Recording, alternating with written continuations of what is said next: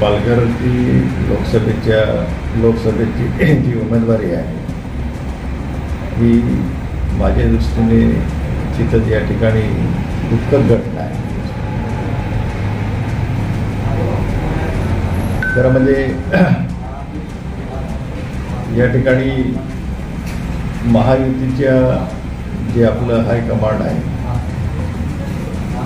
आणि त्याच्यामध्ये असा निर्णय झाला की जरी शिवसेना किंवा आणि BJP या दोन्ही पक्षांपैकी कुठल्याही पक्षाचं जरी चिन्ह मिळालं तरी त्या चिन्हांवरती त्या ठिकाणी राजेंद्र गावित हाच उमेदवार नाही अशा प्रकारे या ठिकाणी दिल्लीच्या महायुतीच्या पार्लमेंटरी बोर्डामध्ये त्या ठिकाणी निर्णय झाला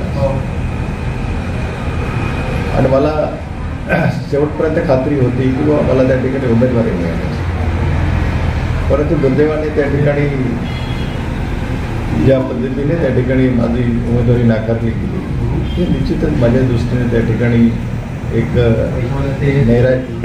म्हणजे आपलं काय त्या ठिकाणी नैराश्य ही आहे. परंतु या ठिकाणी माझे कार्यकर्ते सुद्धा त्या ठिकाणी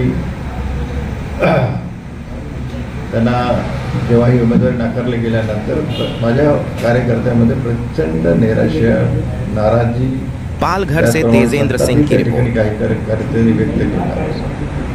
आता हे जरी खरं असलं तरी एक महायुतीचा या ठिकाणी खासदार म्हणून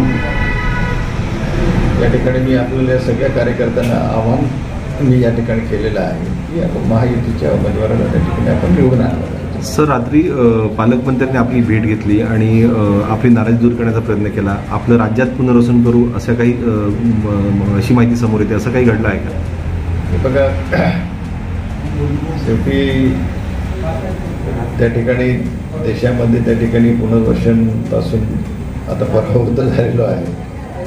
आता या ठिकाणी शेवटी त्यांना जे योग्य वाटेल महायुतीच्या नेत्यांना जे काही योग्य वाटेल त्या पद्धतीने त्या ठिकाणी ते करण्याच्या त्यांच्या आपल्या राज्यामध्ये त्या ठिकाणी पुनर्वसन करायचं असं त्यांचं म्हणजे आपलं म्हणणं आहे. त्यांच्या मनापासून त्या ठिकाणी स्वागत करतो.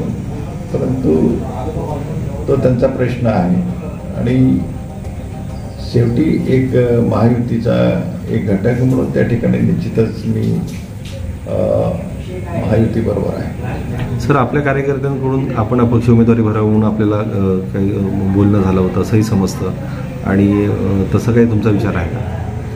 कसं आहे की त्या ठिकाणी उमेदवारी त्या ठिकाणी कारण काही लोकसभा आहे या अशा प्रचंड या अशा मतदारसंघामध्ये त्या ठिकाणी अपक्ष म्हणून निवडणूक लढणं हे योग्य होणार नाही.